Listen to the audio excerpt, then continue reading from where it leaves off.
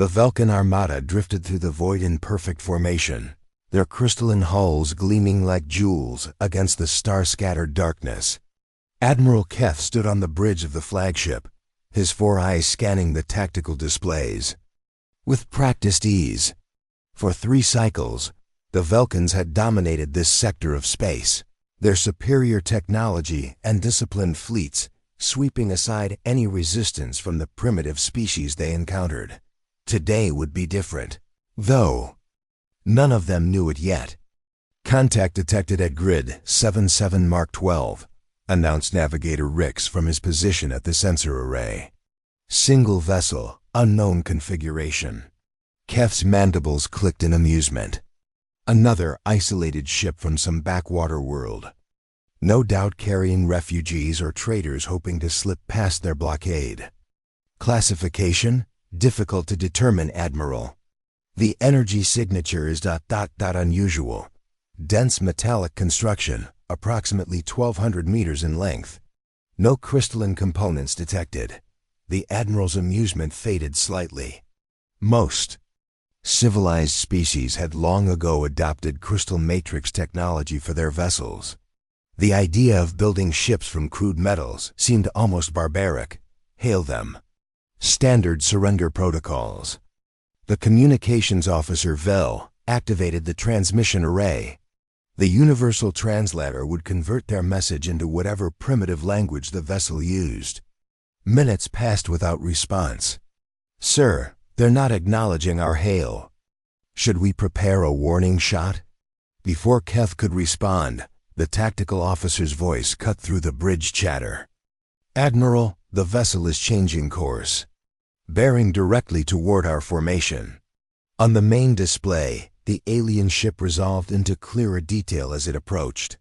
Unlike the elegant curves and translucent beauty of Vulcan vessels, this craft appeared to be constructed from dark, angular metal plates.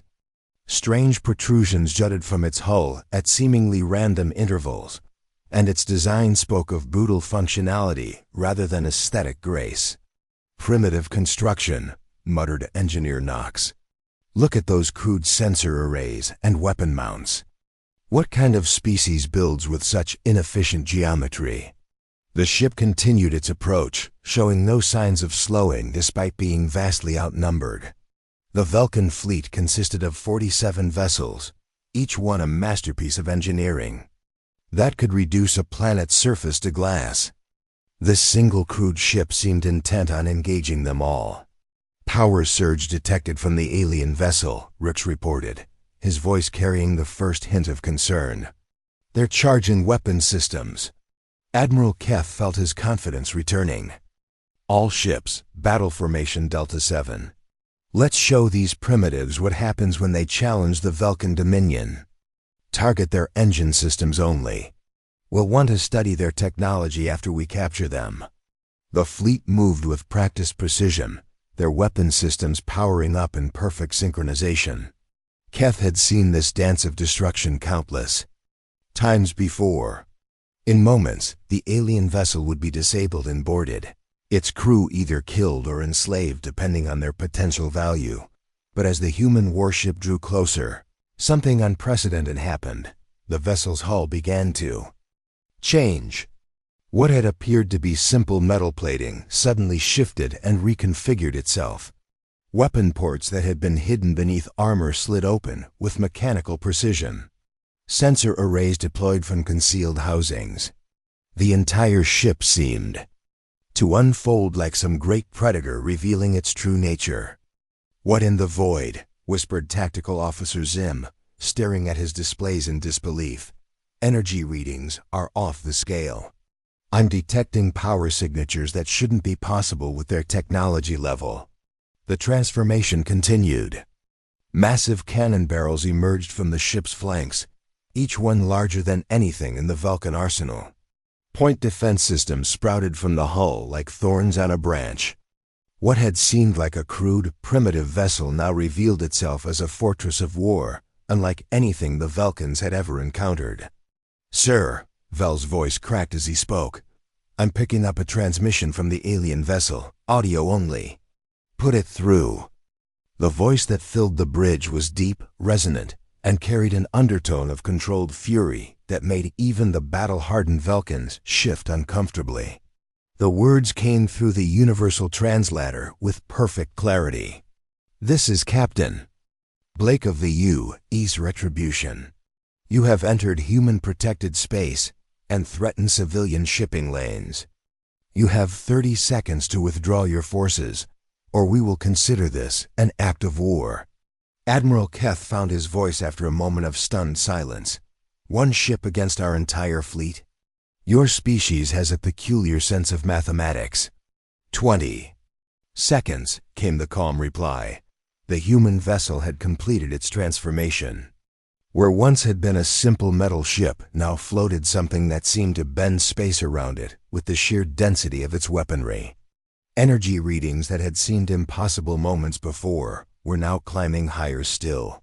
"Admiral Zim's voice was barely a whisper. Those aren't just weapons.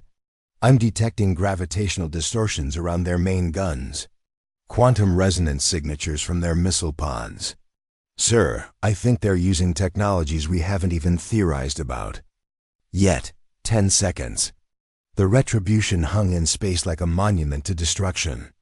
Every line of its hull spoke of a species that had not just mastered war, but had elevated it to an art form.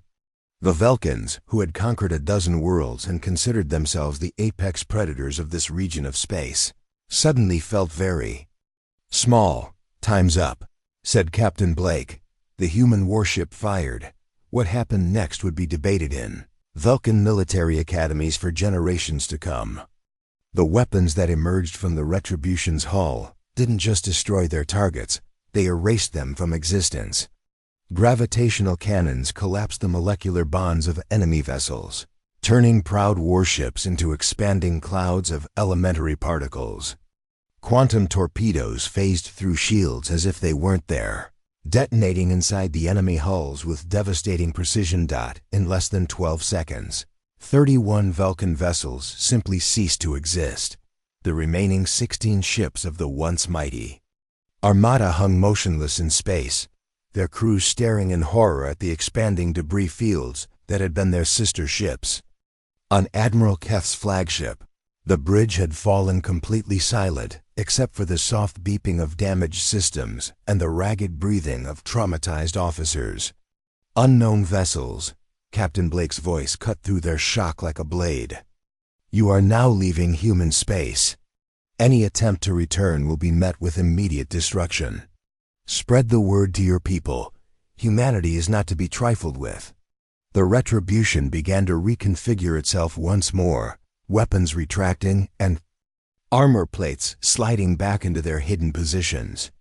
Within minutes, it appeared to be nothing more than a simple metal ship again, giving no hint of the devastating power it had just unleashed. Admiral Keth found his voice at last. "All ships, withdraw immediately. Emergency jump to rally point." 7.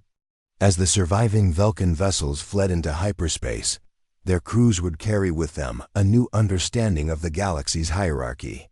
Somewhere in the darkness between the stars, a species existed that made the Vulcans look like children. Playing with toys, the humans had announced their presence, and the galaxy would never be the same.